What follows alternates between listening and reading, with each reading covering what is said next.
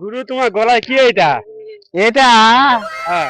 এটা কালকে আমি বইয়ের কুড়ত মুতিছ না তে বউ আমাকে বাজারত এটা কিনে দিছে। আজকে আর মুতিনি, আজকে বইয়ের কোলে একটা ফোন ফোন ফোন ফোন করছে, ফোন ফোন করছে, আর মুতিনি ভিজে নাই। এলা আধা কথা। হ্যাঁ, ইয়াবে কও পানি এখনো মতেন। এখনো মাঝে মধ্যে সপ্তাহের ভিতর 4 দিনই মুতি। আর বউ তোমার থাকে কি হবে তাহলে?